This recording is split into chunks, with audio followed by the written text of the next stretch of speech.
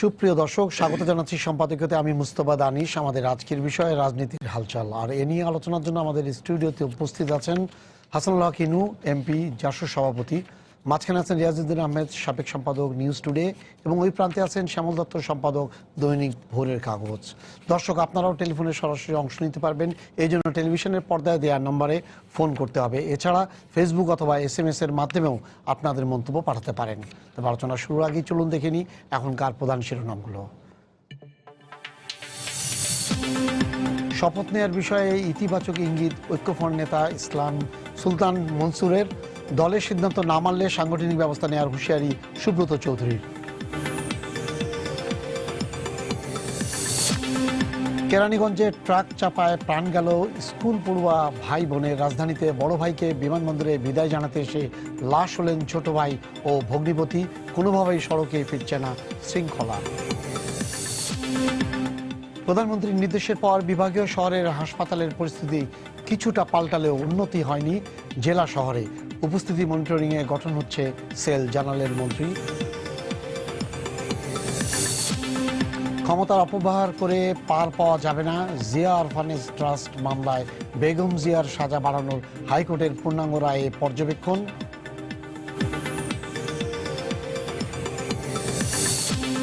এবং ইউএস বাংলার বিমান দুর্ঘটনায় নেপালের প্রতিবেদনে পাইলটকে একতরফা দায়ী করা হয়েছে। প্রতিক্রিয়া বাংলাদেশের, যথাযথ নির্দেশনা দেয়া হয়নি ATC টাওয়ার থেকে।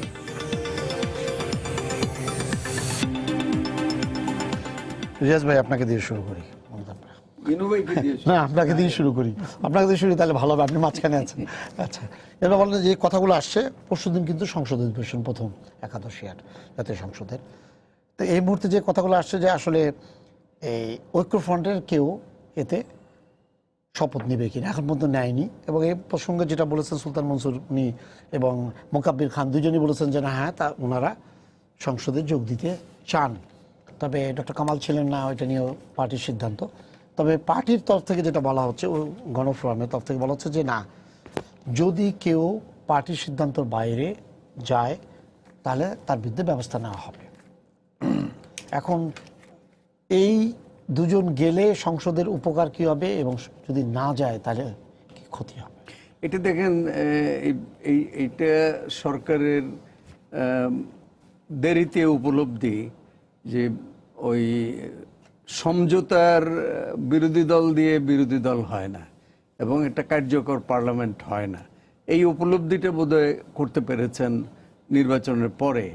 কারণ একটি বড় ঐক্যফ্রন্ট আশা করা গেছিল যে, এবং সরকারের পক্ষেরই সার্ভেতে এরকম ইন্ডিকেশন ছিল যে 49-50 সিটস এরকম পাবে, এটা ভায়াবল অপোজিশন হবে। সেই জায়গায় 5 জন, 6 জন, 2 জন, এগুলি তো কোনো সংখ্যা না। এখন এরা গেলে একটা হবে, সরকারের মুখ রক্ষা হবে যে এখানে সব দলই অংশগ্রহণ করেছে, এবং প্রধানমন্ত্রী নিজেও তো বিএনপিকে অংশগ্রহণ করার জন্য আহ্বান করেছেন। তো এইটা হলো লাভ। আর যারা যাবে তাদের ক্ষতি হবে আমি বলছি না, তবে তারা যেহেতু নির্বাচনের ফল দলীয়ভাবে তারা প্রত্যাখ্যান করেছে, সেই প্রত্যাখ্যান করার পরে ওই ফলাফল নিয়ে পার্লামেন্টে যাওয়াটা তাদের জন্য এটা মানে আমার মনে হয় তারা মরালি বা পলিটিক্যালি খুব একটা স্ট্রং পজিশনে থাকবে না। তো যাওয়া না যাওয়া, এখন পার্লামেন্টের যে কম্পোজিশন, এই পার্লামেন্টে এই মানে 2 জন যাওয়া না যাওয়া এটাতে খুব বড় কিছু না। কিন্তু আপনি যদি মানে রাজনৈতিকভাবে দেখেন, নৈতিকভাবে দেখেন, one voice can be very effective and fruitful. আমাদের যে প্রথম কনস্টিটিউশন করলো যেটা 72-এ, ওই সংসদে কনস্টিটিউয়েন্ট অ্যাসেম্বলিতে একজন বিরোধী দলের বয়স ছিল, সুরঞ্জিত সেনগুপ্ত, এবং পার্লামেন্টে সারাক্ষণ উনি গরম করে রাখতেন। আমরা রিপোর্টাররা ঘেমে যেতাম ওনার বক্তব্য নিতে নিতে। আর বঙ্গবন্ধু ঢুকতে ঢুকতে বলতেন সরঞ্জিৎ সিং বলতেনও না, সেন বলতেন না, সরঞ্জিৎ সিং, আজকে কি বলবা? মানে এইটাও হইতে পারে, একজন লোকও একটা পার্লামেন্টকে এফেক্টিভ করতে পারে, কিন্তু আমাদের সিচুয়েশনে এটা আশা করার কোনো মানে এটা এই আশা করলে কোনো লাভ হবে না। এবং আমাদের এখানে রাজনৈতিক দলগুলির মধ্যে যে বিভাজন, যে মানে হিংসা প্রতিহিংসা, রাজনীতির মধ্যে কোনো যে ঐক্যের আহ্বান যেটা করেছে, সেই ঐক্য হইলে তো ভালো ছিল, কিন্তু ঐক্য হইল কোথায়? গত 47 বছরে এই যে ভারতে যেমন একটা ক্রাইসিস হলে সব দলকে ডেকে নিয়ে প্রাইম মিনিস্টার বসে, বাংলাদেশে একটা ঘটনা জিয়াউর রহমানের মৃত্যুর পরে একটা মানে একবার বসছিল সাত্তার সাহেব, তখন অ্যাক্টিং প্রেসিডেন্ট। আমার তো সাংবাদিকতার 50 বছর ছাড়াই গেল, আমি দেখি নাই। এবং এই মুহূর্তে হবে এরকম কোনো মানে আশার আলো আমি দেখছি না।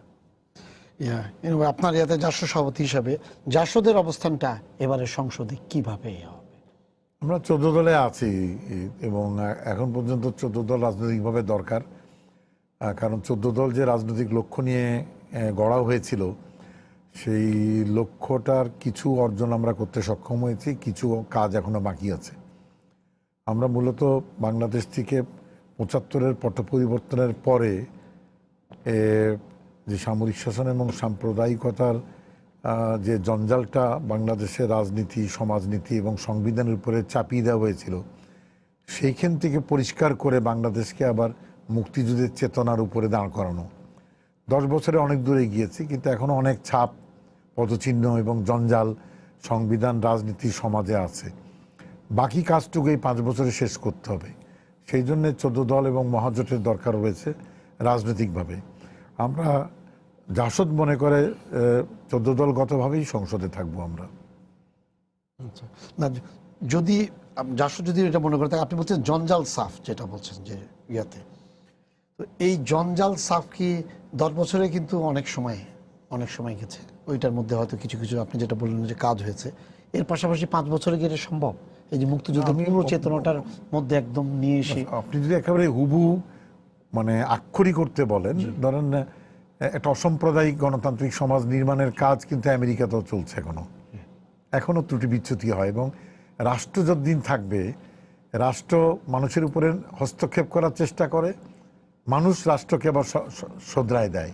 এই যে নিরন্তর সংগ্রামটা চলতেই থাকে, এটা ইংল্যান্ডেও আছে, সব জায়গায় আছে। সেই অর্থে বললে আমি বলবো যে না, 5 বছরে সম্ভব না। কিন্তু সংবিধানে এখনও সাম্প্রদায়িকতা এবং সামরিক শাসনের কিছু পদচিহ্ন ছাপ আছে, যেটা আমরা 15তম সংশোধনীতে সব পরিষ্কার করতে পারিনি। আমি আশা করছি যে এই 5 বছরে সেই জায়গাগুলো আরও পরিষ্কার করতে পারবো।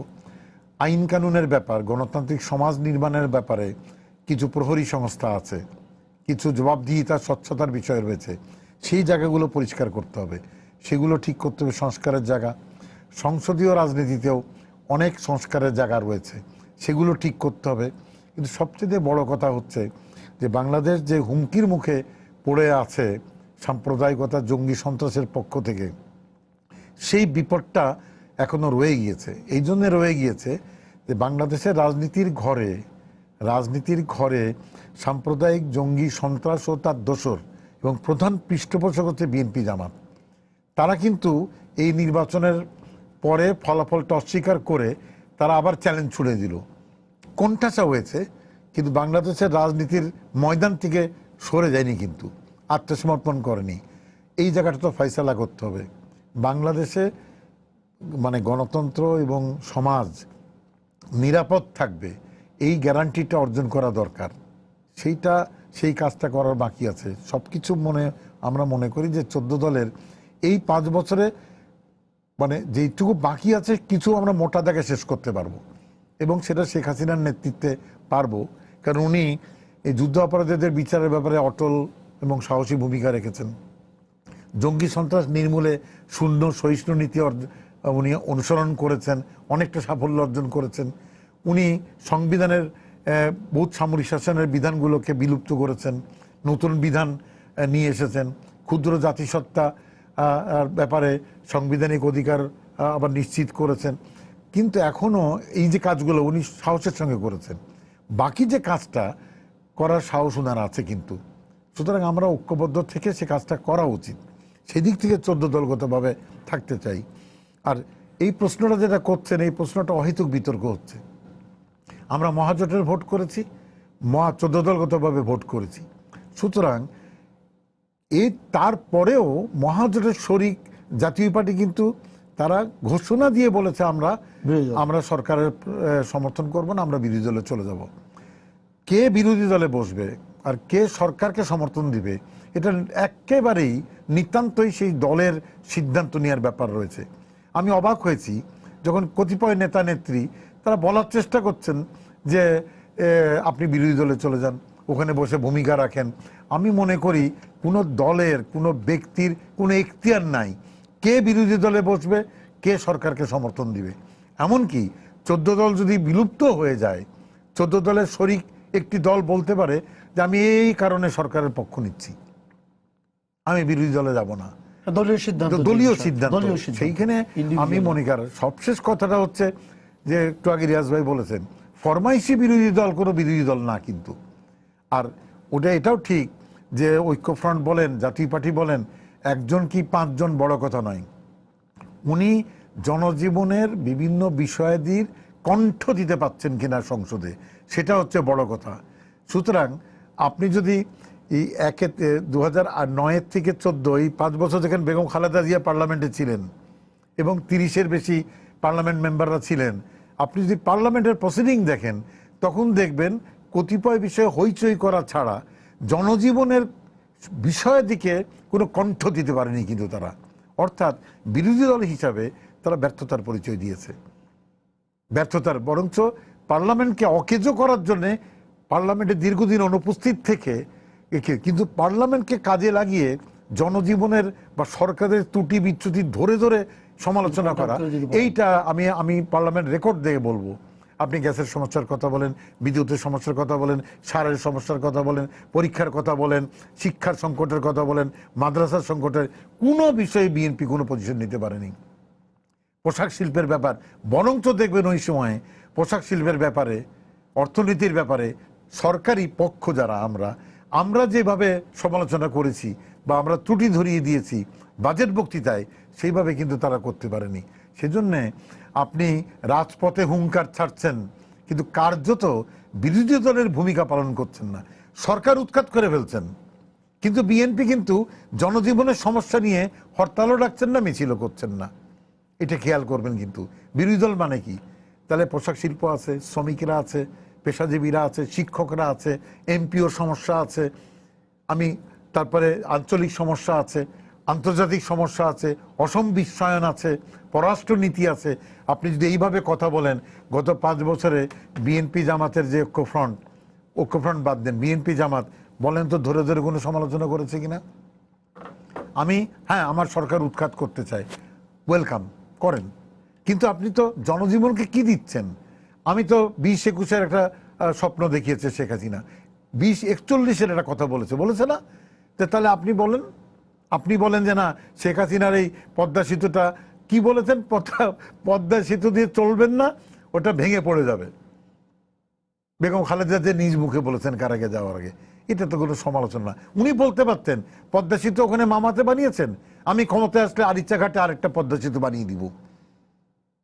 উনি বলতে পারতেন আমি ঢাকা চট্টগ্রাম আমি ডাইরেক্ট ওভারহেড মনোরেল করে দিব। উনি বলতে পারতেন কর্ণফুলী নদীর তলে টানেল বানাচ্ছেন, আমি বুড়িগঙ্গার তল দিয়ে টানেল বানিয়ে দিব।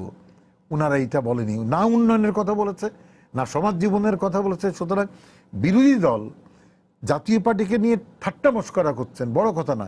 জাতীয় পার্টি বিরোধী দলে বসে দেখুক না, তারা যদি জনজীবনের সমস্যা তুলতে পারে, কার্যকরী বিরোধী দল, কার্যকরী বিরোধী দল। এবারের সংসদে প্যাটার্নটা একটু ডিফারেন্ট হবে, কারণ গতবার যেটা ছিল সেটা একটা আলাদা বাস্তবতা। এবার তো একটা সকল দলের অংশগ্রহণে একটা নির্বাচন হয়েছে এবং সেই নির্বাচনের ফলাফলটা যেই হোক না কেন, একটু আগে আমাদের রিয়াজ ভাই বলেছেন, আমাদের হাসানুল্লাহ ইনু ভাই বলেছেন, এই সংখ্যাটা বড় ব্যাপার না। এবং মাননীয় প্রধানমন্ত্রী তার সর্বশেষ জাতির উদ্দেশ্যে দেওয়া ভাষণও তিনি বলেছেন আমরা সংখ্যা দিয়ে বিচার করব না। ফলে আমার মনে হচ্ছে যে যে সংসদের কথা আপনি বলছেন একদিন পরেই বসবে, সেখানে আসলে খুব ভাইব্রেন্ট একটা পার্লামেন্ট হবে আমার ধারণা এটা। কারণ একটানা মানে তৃতীয় মেয়াদে ক্ষমতায় তো বাংলাদেশে কখনো কোনো দল হয়নি। ফলে সরকার চাই যে এটা তার কতগুলো কাজের মধ্যে সেই আকাঙ্ক্ষার বহিঃপ্রকাশও ঘটেছে। তারা একটা কার্যকর দেশের মধ্যে পার্লামেন্ট, সরকার, মন্ত্রিসভা ইত্যাদির একটা কিন্তু আছে, অনেকগুলো সিমটম আছে যেগুলো আমরা বলি। ফলে সেক্ষেত্রে আমার মনে হয় যে আসলে কার্যকর বিরোধী দল পাওয়া যাবে। যেটা ইনু ভাইরাও আছেন, তিনি তো বলছেন তারা 14 দলে থাকবেন, কিন্তু ভয়েস রেজ করার মধ্যে তারা কার্পণ্য করবেন না। অন্যদিকে আজকে যে একটু আগে আপনি যে নিউজটার কথা বলেন, আমরা কালকে থেকেই দেখছি যে সুলতান মনসুর এবং মোকাব্বির খান তারাও, আমার ধারণা তারাও পার্লামেন্টে আসবেন। আমার কেন জানি বিশ্বাস হয় যে একটা সময় গিয়ে বিএনপির যে সাংসদরা আছেন তারাও আসবেন। কারণ আপনার কাছে যে অল্টারনেটিভ কোনো ভায়াবল কিছু নেই। আপনি সংসদে না গিয়ে যদি মাঠে একটা শক্ত প্রতিরোধ গড়ে তুলতে পারতেন, সেটা এই মুহূর্তে সম্ভব না। আমার মনে হয় বিএনপির যে রাজনীতির যে প্যাটার্নটা এখন দাঁড়িয়েছে তাতে এটা সম্ভব না। এবং সেই কারণেই মাঠে এবং সংসদে দু জায়গাতেই যদি তারা সরকারকে একটা চাপের মুখে রাখতে চায়, তার জন্য মনে হয় সংসদে যাওয়াটাই বেটার অপশন। এটা অনেকেই দেখবেন বিএনপির অনেক শুভানুধ্যায়ীরাও সেটা বলছেন, যারা এমনকি ঐক্যফ্রন্টের অনেকেই বলছেন। আমি জাফরুল্লাহ চৌধুরীকেও বলতে শুনছি যে তাদের সংসদে যাওয়া উচিত। গণফোরামের নেতা যিনি ডক্টর কামাল হোসেন, যিনি ঐক্যফ্রন্টের নেতা, তিনিও বলেছেন প্রথম দিকে যে তারা সংসদে যাওয়ার ব্যাপারে ইতিবাচক, কিন্তু ঐক্যফ্রন্টের কোনো একটি গ্রুপের চাপ আছে সংসদে না যাওয়ার জন্য। কিন্তু সেটা কতখানি শেষ পর্যন্ত টিকে থাকবে আমার মনে হয় এটি নিয়ে একটা সন্দেহ আছে। তবে এটা ঠিক যে সংসদে যাক বা না যাক, সংসদে এবার কিন্তু আমার ধারণা ইনু ভাইরা আছেন, মেনন ভাইরা আছেন, 14 দলের অনেকরাই আছে এবং জাতীয় পার্টিও এবার একটা বড় ভূমিকা পালন করবে। এবং যে পয়েন্টটা ইনু ভাই রেজ করেছেন যে আপনি পাবলিক ক্রাইসিসগুলোকে রেজ করছেন কিনা, ওখানে আমাদের ল অ্যান্ড অর্ডারের সমস্যা আছে, আমাদের ট্রাফিক জ্যামের সমস্যা আছে, আমাদের আইন শৃঙ্খলার সমস্যা আছে, আমাদের সুশাসনের সমস্যা আছে, আমাদের দুর্নীতির সমস্যা আছে, আমাদের জবাবদিহিতার অভাব আছে। এই যে দেশের মধ্যে সাম্প্রতিক সময়ে কতগুলো ইস্যু আমরা দেখতে পাচ্ছি, আমার ধারণা প্রথম দিনে, হয়তো প্রথম দিন না হলেও দ্বিতীয় দিনে, তৃতীয় দিনে এগুলো উঠবে। স্কুলে শিক্ষকরা থাকছেন না, হেলথ কমপ্লেক্সে ডাক্তাররা থাকছেন না, আপনার চিকিৎসা সেবা পাওয়া যাচ্ছে না, পরীক্ষায় আপনার কোচিং বাণিজ্যের দেশ ভরে গেছে। এই সমস্ত ইস্যু নিয়ে যদি যেখানেই থাকুন না কেন, একটু আগে আমরা আলোচনা করছিলাম যে ইভেন সরকারি দলের লোকরাও তো এইসব ব্যাপার নিয়ে ভয়েস তুলতে পারেন। আপনি ভোট না দিতে পারেন। 70 নিয়ে আমাদের একটা বিভ্রান্তি আছে 70 অনুচ্ছেদ নিয়ে। 70 অনুচ্ছেদে বলা হয়েছে আপনি খালি ভোট দিতে পারবেন না দলের সিদ্ধান্তের বিরুদ্ধে, কিন্তু আপনি সরকারের সমালোচনা করতে পারবেন না, এই কথাটা তো কোথাও নেই। আপনি সরকারের কর্মকাণ্ডের বিরোধিতা করতে পারবেন না, এরকম কোনো ইয়ে নেই। ফলে এই বিষয়গুলো নিয়ে আমার ধারণা এবার হয়তো পার্লামেন্টটা আমরা একটু ডিফারেন্ট চেহারাই দেখতে পাবো, এটা আমার নিজের বিশ্বাস।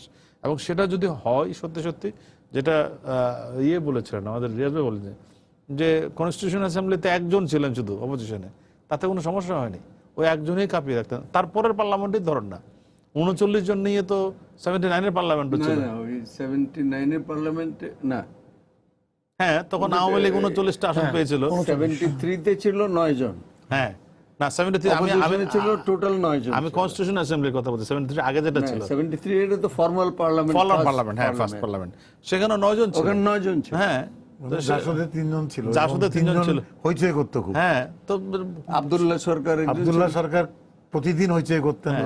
আব্দুল সাত্তার ছিল মধুপুরের, আর মানিউদ্দিন মানিক রাজশাহী। 3 জন জাসদের সদস্য যারা বাকশালের আইনে দস্তখত করেনি, যাদের সদস্যপদ চলে গিয়েছিল। তো এরকম করণে মইনুল হোসেন সাহেব, জেনারেল ওসমানী, হ্যাঁ এই 5 জন। এই ছাড়াও আপনার ওই যে করছিল ওই মানবেন্দ্র লারমা ছিলেন, মানবেন্দ্র লারমা করেননি, হ্যাঁ মানবেন্দ্র, এই অল্প কয়েকজনে কিন্তু পার্লামেন্টটা একেবারে মানে সরব করে রেখেছিলেন। ফলে এখানে আমার ধারণা যদি এই যে জাতীয় পার্টি আছে, 14 দল আছে, আরো বাইরে দল আছে, 14 দলের বাইরেও দল আছে, তো সব দল মিলে যদি এখন ঐক্যফ্রন্টের গণফোরাম যায়, আপনি দেখবেন যে একটা সত্যিকার একটা ভাইব্রেন্ট পার্লামেন্ট আমরা পাবো। এবং এই পার্লামেন্টের মধ্য দিয়ে আমার ধারণা যে জাতীয় ইস্যুগুলো আমরা সেখানে আলোচনা হতে দেখব, সেখান থেকে একটা ভয়েস হবে, সেখান থেকে একটা প্রতিবাদ হবে, এবং সেগুলোর ভিত্তিতে সরকারি পদক্ষেপও অনেক বেশি। আর সরকার তো খুব সিরিয়াস দেখছি আমরা দুর্নীতি। আজকে মাননীয় প্রধানমন্ত্রী যদি কালকে বক্তৃতা দেখেন, এইসব ব্যাপারে জিরো টলারেন্সের কথা তিনি বলছেন, সেগুলো যদি পার্লামেন্টেও আসে, সব মিলিয়ে যদি পার্লামেন্ট এবং সরকারের মধ্যে এইসব বিষয়ে যদি একটা কঠোর পদক্ষেপ আমরা পাই, তাহলে জবাবদিহিতার সংস্কৃতিটা চালু হবে। সেটার আমরা দেখতে হবে যে 30 তারিখের পর আসলে কোন দিকে যায় সেটা। এই জায়গায় একটা জিনিস যেটা প্রধানমন্ত্রী ঐক্যের ডাক দিয়েছেন, যেটা এটা সবাই স্বাগত জানায়। ঐক্য হওয়া তো ভালো, এবং ঐক্যের যে বেসিসটা উনি করেছেন, 6টা পয়েন্টের কথা বলেছেন, মুক্তিযুদ্ধের যে চেতনা, এটার সাথেও সবাই একমত। এই জায়গার মধ্যে এইটার সাথে একমত হয়েও পলিটিক্যাল রিকনসিলিয়েশনের একটা জায়গা রয়ে গেছে। কিন্তু এটা না হলে, কিন্তু রিয়াজ ভাই, এটা না হলে পার্লামেন্ট বলেন, আপনি রাজনীতি মাঠে বলেন, পলিটিক্যাল রিকনসিলিয়েশনটা জরুরি। কিন্তু বাংলাদেশের যেটা ইনু ভাই আমাদের কতগুলো চ্যালেঞ্জের কথা বলেছেন, আমাদের সামনে মুক্তিযুদ্ধের বাংলাদেশ অন্যতম চ্যালেঞ্জ। কিন্তু প্রধানমন্ত্রী তো একটা বেসলাইনের কথা বলেছেন, সেটা হচ্ছে মুক্তিযুদ্ধই হবে আমাদের ঐক্যের প্রধান ভিত্তি। এবং তার সাথে আরো কিছু পয়েন্ট দিয়েছেন যেগুলো খুবই ইন্টারেস্টিং। তার মধ্যে জবাবদিহির কথা বলেছেন, ন্যায় বিচারের কথা বলেছেন, তিনি প্রগতির কথা বলেছেন, উন্নয়নের কথা বলেছেন। কিন্তু এই সব নিয়ে যদি একটি ঐক্যের জায়গা তিনি তৈরি করতে চেষ্টা করেন, একটা ধরেন কনসেপচুয়াল জায়গাও যদি তৈরি হয়, আমার কথা হচ্ছে একটা ফর্মাল ঐক্য হতে হবে সব দল নিয়ে, সেটার ব্যাপার না। কিন্তু এই ইস্যুগুলোতে যদি বাংলাদেশের রাজনৈতিক দল, জনগোষ্ঠী, মানুষের মধ্যে একটা জাতীয় চেতনা তৈরি হয়, সেটাই বা কম কি? কারণ আমাদের এখানে তো এইটুকুও নেই। এই যে মাননীয় প্রধানমন্ত্রী চা খেতে ডেকেছেন, হ্যাঁ, শুভেচ্ছা বিনিময়ের জন্য ডেকেছেন, আমরা তো এমনও দেখেছি যে একে অপরের মুখ দেখা থেকে বন্ধ করেন না। সেখানে 2-3 মাসের মধ্যে তারা একে অপরের সাথে বসবেন, আগ্রহটি, এটা কিন্তু আমি মনে করি এটা আমাদের পলিটিক্সের একটা ইতিবাচক দিক। আপনি যেভাবে হোক না কেন, দেশে তো একটা সংলাপ হয়েছে, সেই সংলাপের রেজাল্ট কি হচ্ছে সেটা নিয়ে নানা রকমের বিশ্লেষণ থাকতে পারে, কিন্তু সেই সংলাপের মূল রেজাল্ট হচ্ছে একটা ঐক্যবদ্ধ নির্বাচন এবং সবার অংশগ্রহণের নির্বাচন। এখন এসে যদি প্রধানমন্ত্রী এরকম একটা ঐক্যের ডাক দেন, এবং যে ঐক্যের বেসলাইন কিন্তু আবার বলে দিয়েছেন যে বেসলাইন কিন্তু মুক্তিযুদ্ধ, বেসলাইন কিন্তু অন্য কিছু না, ফলে সেই জায়গাতে দাঁড়িয়ে যদি সব দলগুলো এক হয়, আমার ধারণা বাংলাদেশকে আমরা যে জায়গায় নিতে চাই, আমাদের সামনে দুটো বড় বড় বিষয় আছে। একটি হচ্ছে 2021 সালে বাংলাদেশের 50 বছর পূর্তি, 2020 সালে বঙ্গবন্ধুর 100তম জন্মবার্ষিকী, এবং তার পাশে তার চাইতে বড় চ্যালেঞ্জ, যেটা একটু আগে শুনলাম আমরা, যে বাংলাদেশকে আমরা একটা সার্টেন স্টেজে নিয়ে গেছে, আরেকটা ধাপ পেরোতে হলে জাতীয় ঐক্যের কোনো বিকল্প নেই, চিন্তার দিক থেকে অন্তত এই ঐক্যের কোনো বিকল্প নেই। আপনি যেটা বলছেন যে জাতীয় ঐক্যটা কি শুধু এই বেসলাইনের উপরে কি না, ঐক্যটা মানে আমরা প্রত্যাশা করি, এবং ঐক্যের কোনো বিকল্প নাই, সংলাপের কোনো বিকল্প নাই, আলোচনার কোনো বিকল্প নাই। আলোচনার সংলাপের বিকল্প হলো সংঘাত। সংঘাত তো আমরা কেউ চাই না, আমরা শান্তি চাই। কিন্তু এই আমাদের রাষ্ট্রের ভিতরে এতগুলি ক্ষত সৃষ্টি হয়েছে, এই দুই পক্ষেই এত ক্ষতের সৃষ্টি হয়েছে যে এটাকে কিছুটা মেরামত না করে, কিছু মলম না দিয়ে আপনি এক জায়গায় আনতে পারবেন। এটাই হলো রিকনসিলিয়েশন, আস্থা বিশ্বাসের জায়গাটা, যেটা এইটা হলো রিকনসিলিয়েশন, এবং ওই আস্থা এবং বিশ্বাসের জায়গাটা। আমাদের দেশে কেয়ারটেকার সরকার আসলো কি কারণে? অবিশ্বাস থেকে। কেউ কাউকে বিশ্বাস করে না, এবং সেখান থেকে কেয়ারটেকার, আমরা তখনই তো বলছিলাম যে কেয়ারটেকার সরকার মানে হলো politicians giving no confidence to, মানে অ্যাগেন্স্ট পলিটিশিয়ানস। তাই তো করেছে, এবং করে এটার ফলটা দেখে নাই সে কোথায়, সেটা তো টিকলো না, সে সিস্টেম টিকলো না, কিন্তু রক্তক্ষরণ হলো, জাতির ক্ষতি হলো, হরতালের পর হরতাল হলো, আমরা তো কিছু অ্যাচিভ করতে পারলাম না। তো এইসব কারণে এবং নানান কারণে সেই 72 সন থেকে শুরু করে 47 বছরে দুই পক্ষেই অনেকগুলি ক্ষতের সৃষ্টি হয়েছে। এই ক্ষতগুলি সবই সারতে হবে, সেরে যাবে ওয়ান স্ট্রোকে, একবার মলম দিলে সব শুকিয়ে যাবে, এইটা ঠিক না। কিন্তু এই মেরামতটা কিঞ্চিত হলেও করতে হবে যদি ন্যাশনাল রিকনসিলিয়েশন চান এবং ন্যাশনাল ইউনিটি চান। আপনি যে কথাটা বলছিলেন তখন, যে সমস্যাটা বিএনপি, যে পুরো জিনিসটা, আপনি যে রিকনসিলিয়েশনের কথা বলছেন, যে ওই পার্টটা কিন্তু ওইখানে ওই অবস্থা আছে। আপনি বলছেন মুক্তিযুদ্ধের চেতনায় যে এটা পুরো জিনিসটাতে, সেই জায়গায় তারা কতটুকু ঐক্যমত পোষণ করবে বলে আপনার ধারণা রাজনৈতিকভাবে? দেখুন, সমঝোতা খুব ভালো কথা। এই সমঝোতার একটা নীতি থাকে আর কি।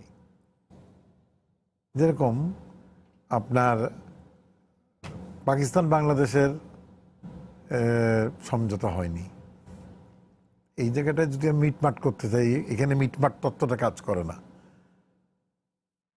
যেরকম সামরিক শাসন আর গণতন্ত্র, এখানে কিন্তু মিটমাট তত্ত্ব হয় না। এখানে এক পক্ষকে বাদ দিতে হবে, দিয়ে যাত্রা শুরু করতে হবে। আমরা ৭১-এ একটা রেখা টেনেছি, যে রেখার উপরে দাঁড়িয়ে পাকিস্তানকে বাদ দিয়েছি। আমরা 23 বছর চেষ্টা করেছিলাম, সবাই মিলে চেষ্টা করেছিল যে পাকিস্তানের ভেতরে বাংলাদেশ যায় কিনা। রাজনীতি বলছে যায় না, কিন্তু বহুত জ্ঞানী লোকরা তখন চেষ্টা করেছিল। বঙ্গবন্ধু বহুদিন অপেক্ষা করতে হয়েছে, তারপরে 6 দফা দিয়েছে বাধ্য হয়ে। সেই 6 দফাটাও পাকিস্তানের ভেতরে বাংলাদেশকে রাখা যায় কিনা একটা অন্তর্বর্তীকালীন ব্যবস্থা, দেখেন ওটাও মিটমাট করতে পারলাম না, পাকিস্তানিরাই করলো না। আপনি সামরিক শাসন আর গণতন্ত্র, এটাকে মানে মিটমাট করার চেষ্টা হলো। একটু গণতন্ত্র, একটু সামরিকতন্ত্র, একটু ধর্মতন্ত্র, তিনে মিলে খিচুড়িতন্ত্র হলো, গণতন্ত্র হলো না, অসাম্প্রদায়িক সমাজ হলো না। আপনি মিটমাটের জায়গাটা যখন আমি রিকনসিলেশন করব, তখন রাজাকার মুক্তিযোদ্ধার রিকনসিলেশন হবে না। যখন এই জায়গাটা নিয়ে আসবেন, তখন আমি বলবো যে নো হবে। রাজাকারকে বলতে হবে যে আমি রাজাকারি করেছি, আমি দুঃখিত, আমি মাপ চাই। মাপ চাওয়ার পরে বলবো যে তাকে আমি ফাঁসিতে ঝুলাবো, কি মাপ করে দিব। দক্ষিণ আফ্রিকায় নেলসন ম্যান্ডেলা যখন বিজয়ী হলো, তখন এই মিটমাটের চেষ্টা হয়েছে। কিভাবে?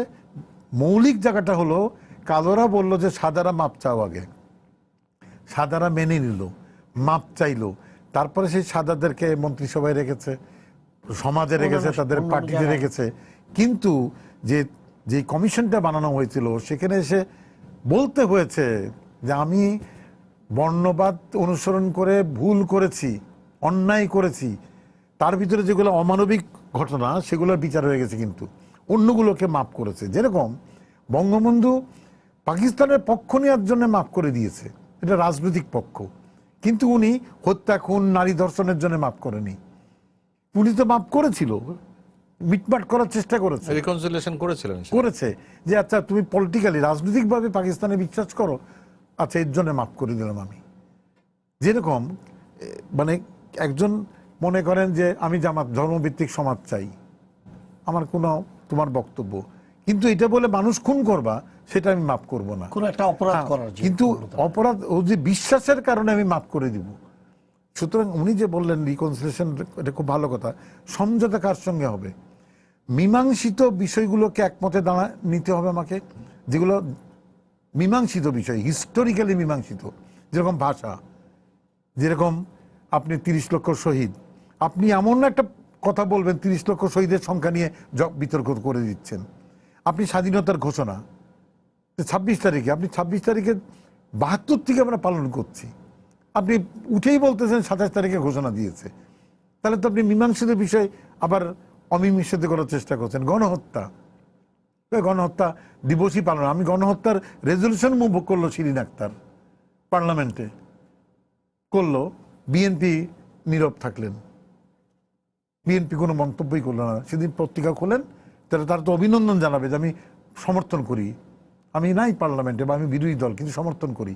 সুতরাং জাতির পিতা, স্বাধীনতার ঘোষণা, 30 লক্ষ শহীদ, গণহত্যা ও মুক্তিযুদ্ধের 4 নীতি, আপনি সংবিধানের বেসিসে যাবেন। তো আপনি কি বলবেন নিজে? দেখেন, কেউ বিএনপির লোক, কেউ বা অন্য জামাত ইসলামী কেউ বলে না যে আমি সাম্প্রদায়িক, কিন্তু ধর্মনিরপেক্ষ অসাম্প্রদায়িক। আপনি 4 নীতি পড়েন, সংবিধান লেখা আছে ধর্ম নিরপেক্ষতা ও ধর্মীয় স্বাধীনতা রক্ষা করা।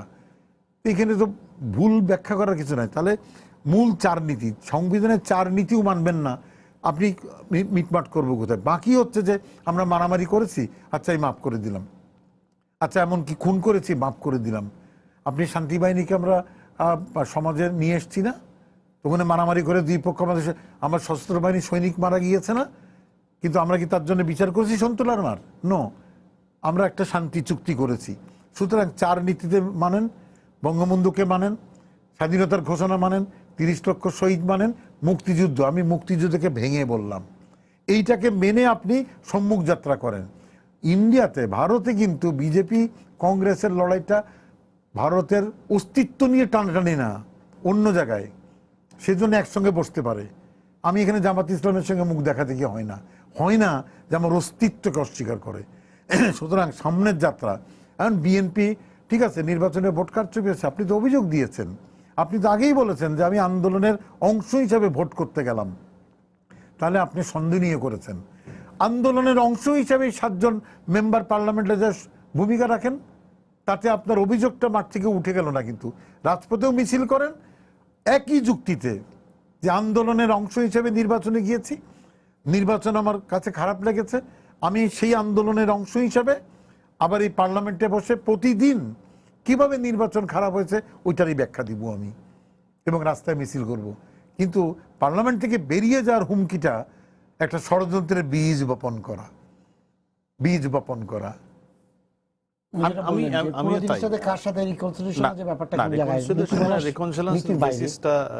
ব্যাখ্যা করেছেন, এটা খুবই, আমি মনে করি যে this is the basis of the reconciliation. তো ওই যে রাজাকার আর মুক্তিযোদ্ধাদের রিকনসিলিয়েশন হবে না, হয়তো হলে কিছুটা বেসিক প্রিন্সিপালের মধ্যে। যেরকম ইদানিং মাদ্রাসা শিক্ষা নিয়ে খুব কথা হচ্ছে, তাই না? কওমি মাদ্রাসাকে বহুত জ্ঞানীগুণীরা কওমি মাদ্রাসাকে কেন শেখ হাসিনা মূল লাইনে, মূল শিক্ষাধারায় নিয়ে আসলো? কওমি মাদ্রাসাকে মূল শিক্ষার ধারার ভিতরে নিয়ে আসাটা একটা চমৎকার সাহসী কাজ, কিন্তু মাদ্রাসাদের শিক্ষাধারায় নিয়ে আসার মানেই নয় যে তেঁতুল তত্ত্বকে জায়েজ করবেন। আপনি তেঁতুল তত্ত্বের জন্য সে লেখাপড়া শিখাবেন, আপনি মাদ্রাসাকে আমি জায়েজ করব, তেঁতুল তত্ত্বকে নাকচ করব, এইখানে কোনো কম্প্রোমাইজ হবে না। কতটা পরিষ্কার থাকা উচিত।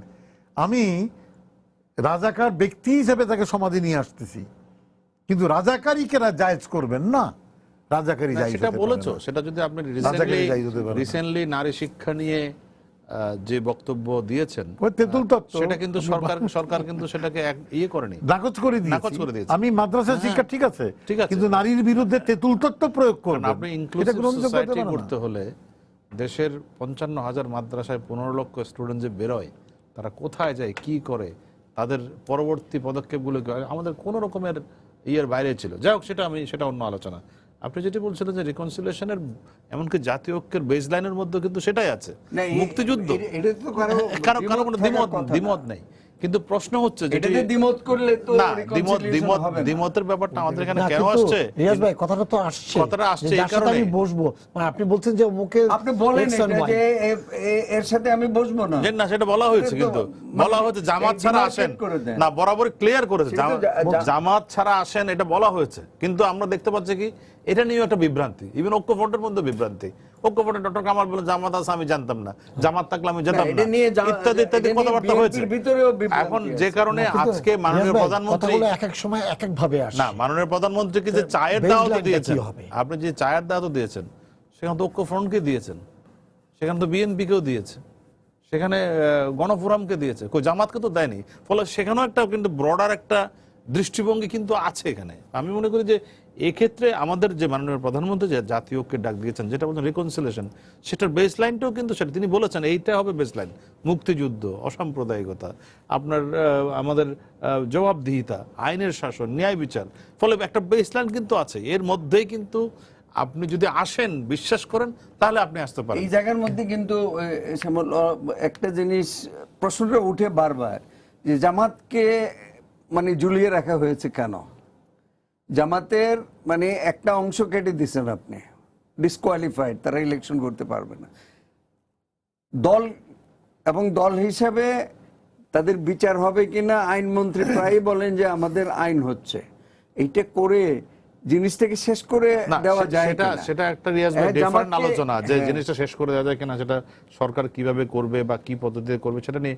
কিন্তু আমরা এবার নির্বাচনে কি দেখলাম, জামাত ইসলামের 22 জন নেতা বিএনপির নেতা হিসেবে তারা ইলেকশনে পার্টিসিপেট করবে। তো সেটার জন্য এখন আপনি বলেন, আপনি একদিকে আমরা এই রিকনসিলিয়েশনের উদ্যোগের কথা যদি জানি, আমরা যদি চাই রাষ্ট্রে, তাহলে এই প্রশ্ন তো একটা মীমাংসা হতে হবে, যেটা ইনু ভাই বললেন যে আমার তো এই প্রশ্নে কোন রকম দ্বিধাদ্বন্দ্ব রেখে তো আপনার রিকনসিলিয়েশন হবে না। অ্যাপার্ট ফ্রম জামাত, এই যে কনসেপচুয়ালি যেটা ইনু ভাই বললেন যে এই সাম্প্রদায়িক পলিটিক্স যারা স্বাধীনতার বিরোধিতা করছে, তাদেরকে নিয়ে তো রিকনসিলিয়েশনের কথা না, কেউ বলছে না। reconciliation হবে না, এবং সেটা এবং এইটাকে ধরে নিয়ে রিকনসিলিয়েশন করতে হলে এই জিনিসগুলি যে ক্ষতগুলি আছে এগুলিকে মানে রিপেয়ার না, করতে কিন্তু হবে। তারপরও আপনি খেয়াল করেন, আপনি আমরা অনেকে রিকনসিলিয়েশনের কথা বলি, রিকনসিলিয়েশনের কথা বলে যেটা বললেন যে আমাদের বেসিক পয়েন্টে তো ভারতে কোনো বিজেপি কংগ্রেসের মধ্যে কোনো মতানৈক্য নেই, আমাদের তো বেসিক পয়েন্টে অনেকগুলো মতানৈক্য আছে। আমাদের এখানে দুটো ফিলোসফি, কংগ্রেস যে অসাম্প্রদায়িক দল আর বিজেপি হলো এটা সাম্প্রদায়িক, সেটা হচ্ছে দল হিসেবে বলছে। তারপরেও তারা একসাথে তারা তো রাষ্ট্রের মৌলিক পয়েন্টে, রাষ্ট্রের যে মৌলিক পয়েন্টে তো তারা ভিন্ন মত পোষণ করে। সেই জায়গায় কিন্তু ওরা পলিটিক্স করছে সেটা না। ওখানে তারা প্রতিটা সবাই দলের তো একমত। আলাদা আলাদা মানে ইডিওলজি থাকবে। আমাদের এখানে হচ্ছে Ideology তো দলগুলোর হবেই। আলাদা আলাদা ওরকম ইডিওলজি নেই, কিন্তু বেসিক পয়েন্টে আমরা বিরোধ করি। যেটা যেমন আমাদের স্বাধীনতার ঘোষক দুজন, আমাদের দুইটা স্লোগান, একদল বাংলাদেশ জিন্দাবাদ, একদম জয় বাংলা। আমাদের এখানে 26শে মার্চ একটা দিবস, 27শে মার্চ আরেকটা দিবস, এরকম ভাবে তো আমরা মৌলিক জায়গায় বিরোধ করি। কিন্তু সেটাও বড় কথা না। আপনি দেখেন খেয়াল করে, যদি দুটো ক্ষতের কথা মনে করেন, একটা হচ্ছে 75-এর 15 আগস্ট, আরটা হচ্ছে 2004-এর 21শে আগস্ট, এই দুটো ক্ষতের মধ্যে যদি আপনি মূল জায়গাটি দেখেন, সেটা হচ্ছে একটা পলিটিক্স অফ মানে আমি হচ্ছে সমূল উৎপাদন করে ফেলবো আরেকটি দলকে। ভারতে কি এটা কখনো ঘটেছে? বিজেপি কি কখনো কংগ্রেসকে এইভাবে, কংগ্রেস নেতৃত্বকে শেষ করে দিতে চেয়েছে? কিন্তু এখানে তারপরও প্রধানমন্ত্রী যে এখনো জাতীয় ঐক্যের কথা বলছেন, প্রধানমন্ত্রী যে এখনো 2013 সালে বিএনপিকে আহ্বান জানিয়েছিলেন সরকারে আসতে, আমি তো মনে করি এটা তার অনেক বড় ঔদার্যের একটি উদাহরণ। কিন্তু আনফরচুনেটলি আমরা সেটারও কিন্তু সুযোগ গ্রহণ করি নাই, আমরা করি নাই। কিন্তু সেই ভুলের মাসুল অনেক দিতে হচ্ছে। ভুলের মাসুল তো মাসুল, কিন্তু এটা আমরা বলি, বিএনপি তো বলে না। বিএনপি এখনো এবারও বললো যে 14 সালে তারা নির্বাচনে যায় নাই, তারা তাদের এটা সঠিক ছিল সিদ্ধান্ত। ওই ভুলের মাসুল আমরা সাংবাদিকরা দিতেছে। ইনোভাই তো শেষ করে যেতে পারে নাই, আমাদেরকে ধরছে না। না, কিন্তু এখন এই জায়গাতে আমি মনে করি প্রধানমন্ত্রী এখনো যে জাতীয় ঐক্যের আহ্বান জানালেন, এটা এই সুযোগটাও কিন্তু যদি হাতছাড়া হয়, এবং যেটা আরেকটা বড় প্রশ্ন যে আপনি সংসদে না গিয়ে, যেটা তারা তো বলেছে তাদের নির্বাচন করার কথা ছিল না। আপনি যদি মওদুদ আহমদের বক্তব্য শুনেন, তো তাদের কথা ছিল যে তারা আন্দোলন করবে। তো আন্দোলন করতে গিয়েও তারা তো 7টা আসন পেয়ে জিতেছে। সেই আন্দোলনটা এখন সংসদের ভিতরেও হতে পারে, সংসদের ভিতরেও হতে পারে, সংসদের বাইরেও হতে পারে। কিন্তু যদি ওই যেটি বললেন যে সংসদে না গিয়ে আরেকটি সংকট তৈরি করার চেষ্টা, এটা কিন্তু আমার মনে হয় না দেশের জন্য খুব একটা মঙ্গল। 7 জন না গেলে কি সংকট হবে মনে হচ্ছে? না, আমি 7 জন যে যুক্তি আগে দিলেন আপনি, যে একজনও মানে খুবই জোরালো কণ্ঠ হতে পারে, সেখানে 7 জন অনেক বলিষ্ঠ কণ্ঠ। 7 জন কিন্তু 7 জন না গেলে কি হবে? না গেলে কি হবে যে সংসদে একটা গেলাম না, আমরা এই সংসদে মানলাম না, সংসদীয় পদ্ধতিতে কিছুই হবে না, সেটা বড় কথা না। কিন্তু 7 জন যে দলের প্রতিনিধিত্ব করে, সেই দল তাহলে সংসদ নামক যে প্রতিষ্ঠানটাকে অস্বীকার করে ফেললো, এটাই একটা চক্রান্তের বীজ। তার মানে আপনি অগণতান্ত্রিক কর্মকাণ্ডকে আপনি বৈধ করার জন্য একটা লাইসেন্স নিলেন আর কি। আমার মনে হয় জিনিসটা এইভাবে দেখা যায় কিনা, যে 7 জন ইলেক্টেড হয়েছে, তাদের পিছনে বাংলাদেশে কিন্তু আমাদের যে ডিভাইসিভ পলিটিক্সে দুইটা পক্ষ আছে, এবং দুইটা পক্ষের পার্সেন্টেজ অফ সাপোর্ট কি, এটা কি এই ইলেকশনের সাপোর্ট ধরবেন, না 2008-এর সাপোর্ট ধরবেন, না 71-এর সাপোর্ট ধরবেন? এই ইলেকশনের সাপোর্টও যদি ধরেন, তাতে আওয়ামী লীগের ভোটিং, এই এবার যে ভোট পেয়েছে, তাতে আওয়ামী লীগের ভোটের পার্সেন্ট হচ্ছে 80.73, আর বিএনপির বা এই দলের ভোটের হচ্ছে 13.8। তার মানে ভোটের হিসাবে একটা বড় জনগোষ্ঠীর প্রতিনিধিত্ব করে। আপনি এটা বাদ দেন, এইবারের ভোট বাদ দেন, তাতে তো আমরা জানি 30-35% ভোট দুই জোট, ওই কথাই বলছি। যদি 2008 ধরি, তাহলে এই 33, 35, 38, 40 এর মধ্যে থাকে, তাহলে সিট 7টা পাইলেও আপনার representing 33% or 35% of the public electorate Public, public, হ্যাঁ। এই ফোর্সটাকে তো আপনি অস্বীকার করতে পারবেন না, না। এই force- এবং ন্যাশনাল কিন্তু আপনি যদি- রিকনসিলিয়েশনের কিন্তু কথাটা আপ- ওই কারণেই বলা কিন্তু হচ্ছে। আপনি যদি সংসদে না যান, আপনি কিন্তু সেই 30-35% জনগণকেই আপনি প্রত্যাখ্যান করছেন। সেটি হচ্ছে, এবং সেটা কিন্তু আরেকটা ক্রাইসিসের বীজ বপন করবে। আপনি যদি সংসদে না গিয়ে পুরো সংসদটাকে আপনি একটা প্রশ্নের মুখে ফেলে দিতে চান নর্মাল প্রক্রিয়ার মধ্যে গিয়ে, এবং মাঠে গিয়ে কিছু করতে পারছেন না, তখন দেখবেন যে আরেকটি নতুন সংকটের জায়গা তৈরি হবে। রিকনসিলিয়েশন না হলে এই যে এক্সট্রিম পজিশন নিয়ে নেয় পলিটিক্যাল পার্টিগুলি, either in government or in the opposition, এইটাই হলো আমাদের বড় ব্যাধি। এটাকে দূর করতে না, হবে। কিন্তু আপনি রিকনসিলিয়েশন যে করবেন, এবারের নির্বাচন একটা বড় সুযোগ ছিল, কারণ আমরা দেখছি ঐক্যফ্রন্টের নেতৃত্বে বিএনপি এবং ঐক্যফ্রন্টের দল একটা সমাধান, কিন্তু গোপনে আপনি বিএনপির নাম দিয়ে 22 জন জামাতের নেতাকে আবার মনোনয়ন দিয়ে দেবেন, এবং আদিকে অন্য একজন বলবেন, ডক্টর কামাল বলবেন আমি এটা কিছুই জানি না, তাহলে তার রিকনসিলিয়েশনের জায়গা থাকে না আর আপনার সামনে। আপনি ভিতরে ভিতরে একদিকে জামাতের সাথে ঐক্য রাখছেন, আবার অন্যদিকে প্রকাশ্যে আপনি ডক্টর কামালের সাথে ঐক্য রাখছেন। তাহলে এই যে গোপন ঐক্য আর ওপেন ঐক্য দুটো মিলে তো রিকনসিলিয়েশন করা যায়। এই ইলেকশনে তো জামাত এলিমিনেটেড হয়ে গেল। না, এলিমেন্ট হয় নাই, কোনোভাবেই হয় নাই। কেন হবে এলিমেন্ট, কেন হবে? আপনি জামাতের সাংগঠনিক কার্যক্রম তো কোনোটাই মানে বন্ধ নেই। আপনি আমি বলছিলাম যে সরকার তাইলে এই দিকটা দেখছে না কেন? জামাত নামে একটা বিস্ফোরা যদি বাংলাদেশের রাজনীতিতে থাকে, তো বারবারই তো এটা কিন্তু মানে সেই জামাত যদি বিএনপির ব্যথা অনুভব করবো আমরা। সেই জামাত যদি ক্রমাগত বিএনপির প্যাট্রোনেশন পেয়ে থাকে এবং বিএনপির নামে তারা নির্বাচনে অংশ নিতে পারে, সেটার জন্য জামাত নেতারা, আপনি খেয়াল করবেন নির্বাচনের দিন প্রথম স্টেটমেন্টটা জামাত ইসলামের কাছ থেকে এসছে, বিএনপিরও আগে। জামাতের প্যাডে ইয়ে দিয়েছে যে আমরা এই নির্বাচন বর্জন করলাম। তারা নির্বাচনে অংশগ্রহণ করলো কবে? তারা যে প্যাডে বিবৃতি দিল যে আমরা বর্জন করলাম, তা তো লিগ্যালি তো দিতে পারে না, কিন্তু দিয়েছে তারা। তার মানে তারা ইয়ের পেটের ভিতরে আছে, বিএনপির পেটের ভিতরে তাদের অবস্থান অস্তিত্ব আছে। শেষ পর্যায়ে আছি, এই সবকিছু মিলালে কি দাঁড়ায়? না, এখানে আমি আজকে 10 বছর ধরে একটা কথা বলে আসছি, একবার রাজাকার সমর্থিত সরকার, একবার মুক্তিযোদ্ধা সমর্থিত সরকার।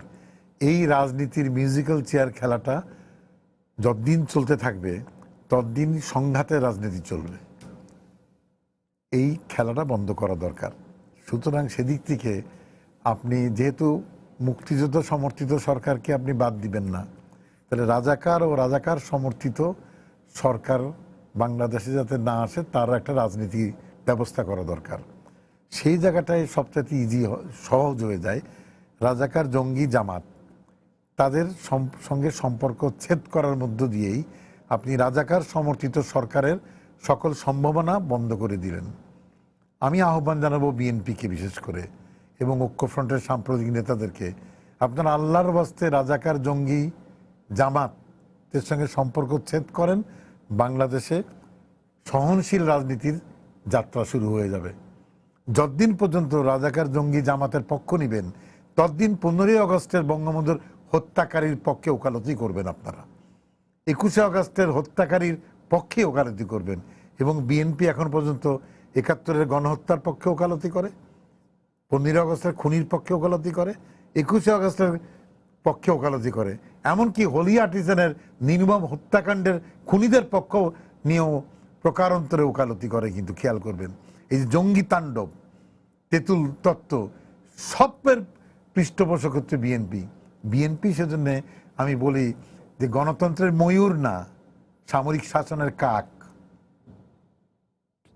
সামরিক শাসনের কাকের সঙ্গে গণতন্ত্রের ময়ূরের কোনো সমঝোতা হবে না। আমরা চা খেতে পারি, মাননীয় প্রধানমন্ত্রী চায়ের দাওয়াত দিতে পারেন, সংলাপে বিএনপির নেতৃবৃন্দ যে হাসি মুখে সংলাপও করেছেন, কিন্তু মিটমাট হবে না। মিটমাটটা করতে হলে রাজনীতির মৌলিক জায়গাটা সেখানে, যদি আপনি মুক্তিযুদ্ধ মানেন তাহলে আপনি রাজাকারকে ত্যাগ করেন না কেন, জঙ্গিরে ত্যাগ করেন না কেন, জামাতকে ত্যাগ করেন না কেন? জামাত বৈধ রাজনৈতিক দল, নিবন্ধিত দল, সেই দোহাই দিয়ে জামাতের সঙ্গে ঐক্য করব, এটা ভালো যুক্তি না।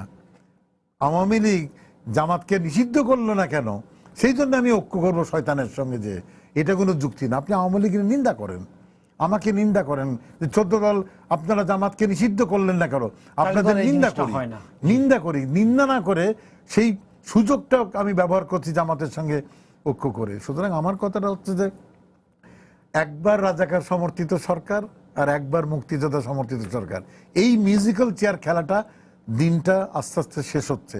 আমার কাছে কেন জানি মনে হয়েছে ৭০-এর যে নির্বাচন, রিয়াজ ভাই সাক্ষী আছেন, ৭০-এর নির্বাচনে কিন্তু এই ফলাফল হবে কেউ বিশ্বাস করেনি। সেইটা মুসলিম লীগ যুগের অবসানের সূচনা করিয়ে দিল। কিন্তু এবার একাদশ জাতীয় সংসদ নির্বাচন বিএনপির যুগের অবসানের সূচনা করলো। হবে কি না 5 বছরে আমরা দেখব। বিএনপি যদি ক্রমাগত একই ভুল করতে থাকে তাহলে মুসলিম লীগের মতনই তার মানে অবসান হবে। আর যদি বিএনপি 60টা এমপি নিয়ে ঘুরে দাঁড়ায় তারা এবং জামাত রাজাকার জঙ্গিদের ত্যাগ করে, বিএনপি গণতান্ত্রিক রাজনীতিতে সামরিক শাসনের কাকের বদলে গণতন্ত্রের ময়ূর হিসাবে বিএনপি তার জায়গা করে নিবে। শেষ মিনিটে আপনাকে যদি বলি এটা সম্ভব? সম্ভব। ইনু ভাই যেটা বললেন, আমার মনে হয় যে বিএনপির পক্ষে এটা সম্ভব। বাংলাদেশে একটা কথা বলে আমরা যে বাংলাদেশের সরকারও থাকবে মুক্তিযুদ্ধের পক্ষের দল, বিরোধী দলও থাকতে হবে মুক্তিযুদ্ধের পক্ষের দল। এই প্রশ্নে কোনো আপোষ চলবে না। আমার মনে হয় বিএনপি আমি মনে করি বাংলাদেশে বিএনপির সম্ভাবনা আছে, কারণ বাংলাদেশে আওয়ামী লীগের বাইরেও একটা রাজনৈতিক পলিটিক্যাল প্ল্যাটফর্ম দরকার। কিন্তু সেটা তার যদি এই ক্রমাগত ভুলের জায়গাগুলো যদি আবার মানে পুনরাবৃত্তি হয় তাহলে কিন্তু যেটি বললো সেই পরিণতি সেরকমই হবে। কিন্তু আমি মনে করি বিএনপির মধ্যে পটেনশিয়াল আছে, বিএনপির মধ্যে সেই শক্তি আছে। তারা যদি সেটি বিবেচনা করে ওই হঠকারী রাজনীতি থেকে বেরিয়ে আসে, কারণ বিএনপিকে আপনি দেখবেন গত কয়েকদিন ধরে বিএনপি নেতাদের যে আত্মমূল্যায়ন, আত্মবিশ্লেষণ, এগুলো যদি দেখেন সেখানে কিন্তু ইঙ্গিত আছে। আপনি যদি জেনারেল মাহবুবের ইন্টারভিউ পড়েন, আপনি যদি মেজর হাফিজের ইন্টারভিউ পড়েন, আপনি যদি বিএনপির অনেক নেতার নিজস্ব বিশ্লেষণ বলেন, তারা যদি সেই মূল্যায়নটি করে যে এই যে একের পর এক, আজকে দেখেন না আপনি আর মাত্র 7-8 দিন পরে বেগম খালেদা জিয়ার 1 বছর পূর্ণ হয়ে যাবে জেলখানায়। দেশে কোনো তার প্রতিক্রিয়া আছে? বিএনপি নেতাদের মধ্যে তার কোনো আত্মগ্লানি আছে যে আমার চেয়ারপারসন কেন আজকে 1 বছর ধরে জেলে, এবং দলের দ্বিতীয় সর্বোচ্চ ব্যক্তি তিনি কেন পলাতক অবস্থায় আছেন লন্ডনে? এবং অনেকেই বলেছেন যে তাকে বাংলাদেশে এসে রাজনীতি করতে হবে। বাংলাদেশে এসে রাজনীতি করবেন না, ওই বাইরে থেকে বসে স্কাইপে ইন্টারভিউ নেবেন, এই রাজনীতি করার দিন শেষ এখন। সুতরাং আমার মনে হয় যে বিএনপিকে এই ভুলগুলো শুধরে যদি আসে তাদের কিন্তু যথেষ্ট সম্ভাবনা আছে। আমাদের সময় শেষ হয়ে গেছে, আপনাদেরকে ধন্যবাদ। যে কথা হয়েছে, একটা বড় কথা, বাংলাদেশে আওয়ামী লীগের বাইরে একটা অপোজিশন পলিটিক্স দরকার আছে। সেটা না হলে রাজনীতিতে কোনো ব্যালেন্স থাকবে না, পাওয়ার ইকুইলিব্রিয়াম সোসাইটিতে নষ্ট হয়ে যাবে এবং এটাতে স্বৈরতন্ত্র আরো বড় করে মাথা চারা দিয়ে উঠবে। আপনাদেরকে ধন্যবাদ সবাইকে স্টুডিওতে আসার জন্য। সবাইকে ধন্যবাদ জানিয়ে শেষ করছি আজকে সম্পাদকীয়। আগামীকাল আবারও দেখা হবে রাত 10টায়। দেখার আমন্ত্রণ রইল। শুভরাত্রি।